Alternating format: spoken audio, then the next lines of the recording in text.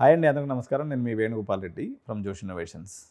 So ఇప్పుడున్నటువంటి AI ఎంతమంది ఉద్యోగాల్ని మింగేస్తుంది, ఇది ఎంత వేగంగా ముందుకెళ్తుంది, ఎవరి ఉద్యోగాలు ఉంటాయి, ఎవరి ఉద్యోగాలు ఊడతాయి, ఇది మనకి బిల్ గేట్స్ మాటల్లో మనం చూసినప్పుడు మొత్తము బిల్ గేట్స్ గారు 3 సెక్టార్స్ని తను చెప్పడం జరిగింది.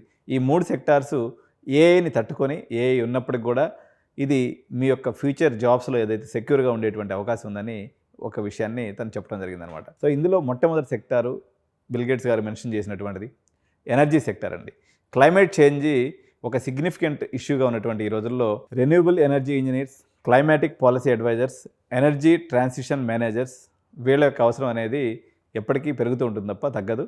ఏఐ వీళ్ళని రీప్లేస్ చేయలేదు. అదేవిధంగా ఎన్విరాన్మెంటల్ సైంటిస్ట్ అనుకోండి, ఎనర్జీ ఆడిటర్స్ అనుకోండి, అది వీళ్ళు కూడా చాలా ఇంపార్టెంట్ రోల్ అనేది ప్లే చేసేటువంటి అవకాశం ఉంది. రెండో సెక్టార్గా మనం చూసినప్పుడు హెల్త్ కేర్ సెక్టార్ అండి. Doctors, nurses, biomedical researchers, bio informatics వీళ్ళకి ఏదైతే ఉందో ఎమోషనల్ ఇంటెలిజెన్స్ యొక్క అవసరం, అదేవిధంగా ఎక్స్పీరియన్స్ అవసరం ఉంటుంది. కాబట్టి ఏఐ వీళ్ళతో ఈక్వల్గా అది డేటా అనలైజ్ చేసుకోలేదు. కాబట్టి ఈ దాంట్లో ఎక్కువ మందికి జాబ్స్ పోయేటువంటి అవకాశం లేదు. పర్టికులర్గా కొన్ని రోల్స్ చూసినప్పుడు mental health counsellors, physical therapist, medical ethicist, ఇటువంటి ఏదైతే న్యూ రోల్స్ ఏదైతే ఉన్నాయో వీళ్ళకి ఏఐతో ఎటువంటి ప్రమాదం లేదనమాట.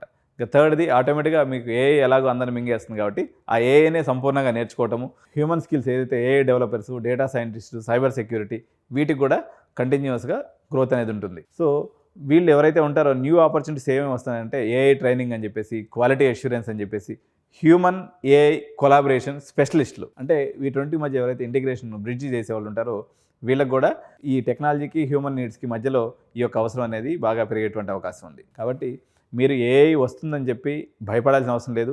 ఏఐని తట్టుకొని నిలబడగలిగే జాబ్స్ ఏదైతే ఉన్నాయో వాటికి సంబంధించినటువంటి మరింత సమాచారం కానీ, అదేవిధంగా మీరు రేపు చదవబోయేటువంటి టెక్నాలజీ ఆబ్సల్యూట్ అయిపోయి మీరు చదివినటువంటి 4 ఏళ్ళు వృధా కాకుండా చూసుకోవాలన్నట్లయితే తప్పనిసరిగా మీకు ఒక కెరియర్ కౌన్సిలర్ అనేది అవసరం. మేము అట్ ఎడ్యునైన్ కెరియర్ గైడెన్స్ ఇటువంటి ఫ్యూచరిస్టిక్ టెక్నాలజీస్ మీద మీకు సంపూర్ణమైన అవగాహన కలిగించడంతో పాటు భారతదేశంలో ఉన్నటువంటి అనేక అవకాశాలు, ఎందుకంటే మాది అబ్రాడ్ కన్సల్టెన్సీలో ఉంది కాబట్టి అది విదేశాల్లో కానీ ఇటు స్వదేశంలో కానీ ఈ ఏఐని తట్టుకొని నిలబడగలిగినటువంటి అనేక రంగాల మీద నాకు పూర్తి స్థాయి అవగాహన ఉండటం వల్ల మీ యొక్క పిల్లవాడి టాలెంట్ని బట్టి, అదేవిధంగా మీ ఆర్థిక స్తోమతను బట్టి మేము ఫుల్ ప్లెడ్జ్డ్గా మీ యొక్క స్టూడెంట్ని గైడ్ చేసి మీరు మీ బాబు రేపు పొద్దున ఉద్యోగం లేక ఇబ్బంది పడేటువంటి అవకాశమే లేనటువంటి రంగాన్ని మీకు చూజ్ చేయడం జరుగుతుంది. సో మీరు ఆ అవకాశాన్ని యూజ్ చేసుకోవాలన్నట్లయితే మా కెరియర్ గైడెన్స్ కానీ వచ్చినట్లయితే మీకు ఫుల్ ప్లెడ్జ్డ్గా ఇటువంటి గైడెన్స్ అనేది మీకు అందుతుందన్నమాట. మరిన్ని వివరాల కోసం కాల్ చేయండి.